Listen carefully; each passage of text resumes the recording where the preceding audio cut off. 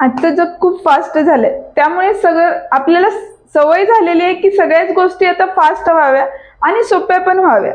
आपण जे काम करतो फॅशन डिझायनिंगचं, त्यामध्येही सर्व गोष्टी सोप्या आणि पटकन व्हाव्या असं आपल्याला वाटतं. मी माझ्या व्हिडिओमध्ये तुम्हाला त्याच गोष्टी फास्ट आणि सोप्या पद्धतीने कसे मांडता येईल आणि तुम्हाला कसं शिकवता येईल हा मी प्रयत्न करत असते. हॅलो, मी Kishori. New fashion designing institute या आपल्या युट्यूब चॅनेलमध्ये तुमचे मनापासून स्वागत आहे. आजच्या व्हिडिओमध्ये मी तुम्हाला कॉलर शिकवणार आहे, ते पण फक्त 2च मेजरमेंटनी. तुम्ही इतर वेळी ती कॉलर केलीही असेल, पण आम्ही सोप्या पद्धतीने तुम्हाला कॉलर कशी करायची आजच्या व्हिडिओमध्ये दाखवणार आहे.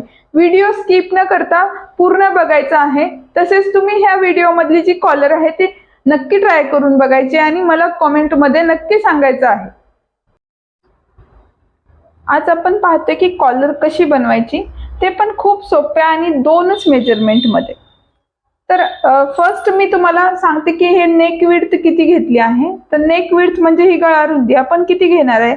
तर तुमची नॉर्मल जी गळारुंदी, जर तुम्ही तुमचा कोणताही ब्लाउज पॅटर्न असेल तर त्यामध्ये तुम्ही 2.5 इंच घेत असेल तर त्यामध्ये अर्धा इंच ऍड करायचं. जर तुम्ही 2.25 घेत असेल तर त्यामध्ये अर्धा इंच ऍड करायचं. नॉर्मल ही गळारुंदी आपण घ्यायची. जेवढं तुमची गळारुंदी त्यामध्ये अर्धा इंच प्लस करायचं. त्यानंतर इथे 3.5 इंच घ्यायचंय. तुमचं जर जे काही ब्लाउज ड्रेस असेल तो जर साईज मोठी असेल तर तुम्ही हे 4 इंच घ्यायचे. त्यानंतर तुमचा जो नॉर्मल नेक आहे तेवढा नेक घ्यायचा आहे, त्यामध्ये अर्धा इंच प्लस करून.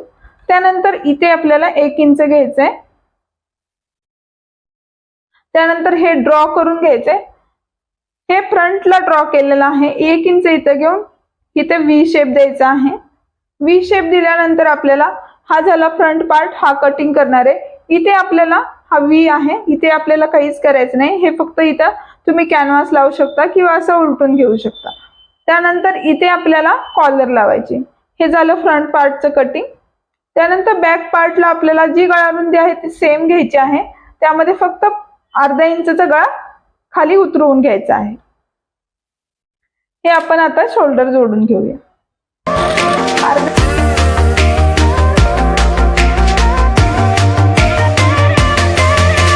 आपल्याला शोल्डर जोडून घ्यायचे. थोडे इथे क्रॉस मध्ये कट करून घ्यायचे.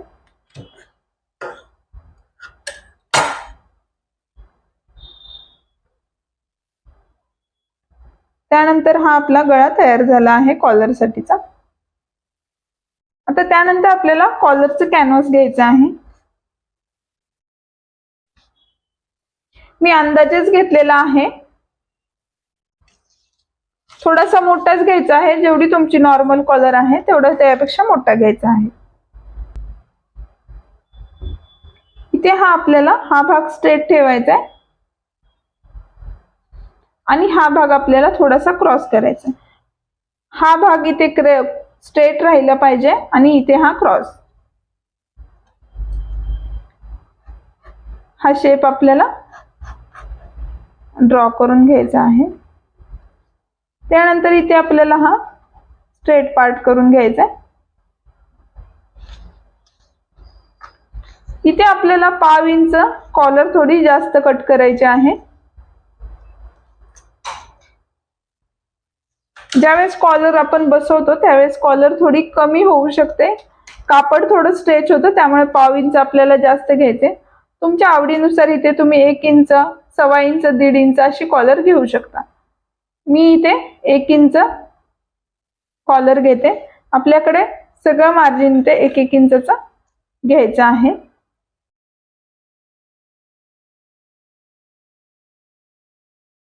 जी साईज आवडेल ती तुम्ही कॉलर घ्यायची आहे. कट करून घेऊया आपण.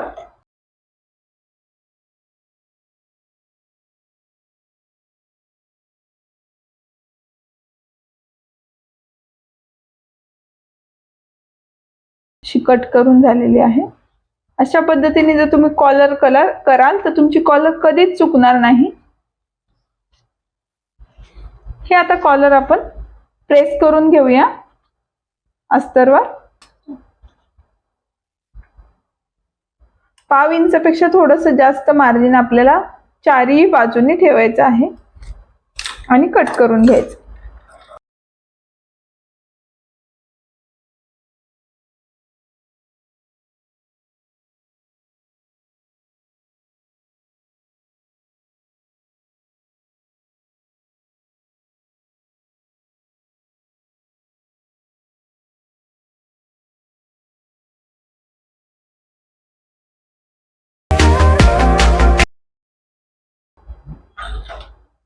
त्यानंतर आपण आतल्या बाजूला इथे स्टिच करून घेणार आहे.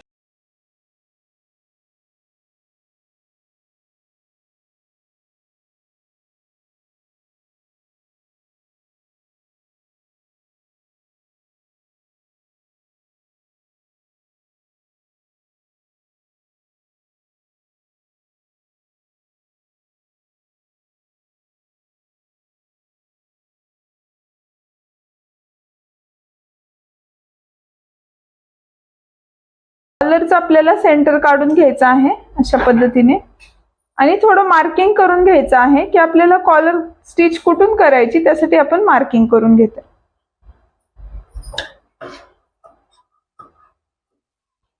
आतमध्ये थोडेसे नॉचेस करून घ्यायचे आहेत. आता आपण कॉलर जोडूया.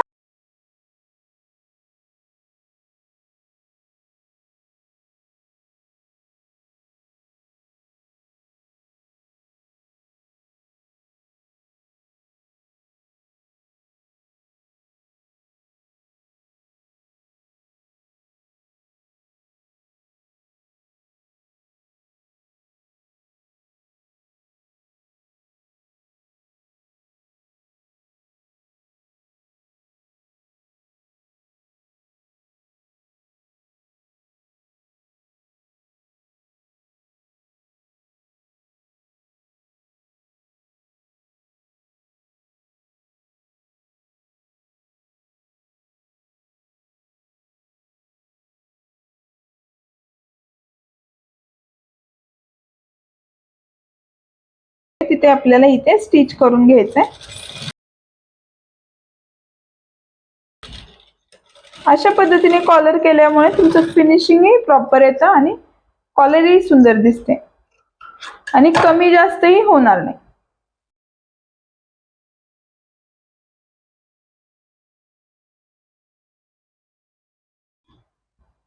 तुम्ही जर आमच्या चॅनलवरती नवीन असाल तर सबस्क्राईब करायला विसरायचं नाही. तसेच बेल आयकॉनही प्रेस करा म्हणजे नवनवीन व्हिडिओचे नोटिफिकेशन तुम्हाला येईल.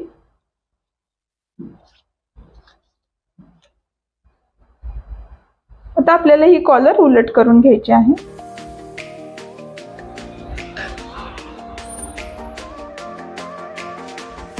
हे टोक आपण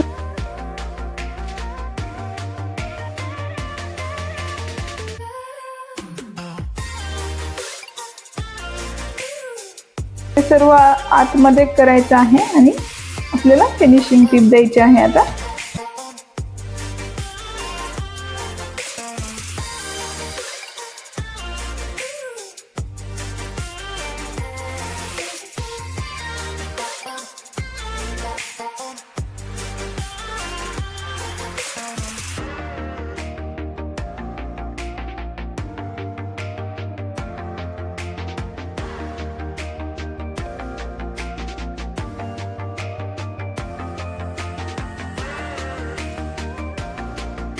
अशा पद्धतीने आपली कॉलर बनवून रेडी आहे.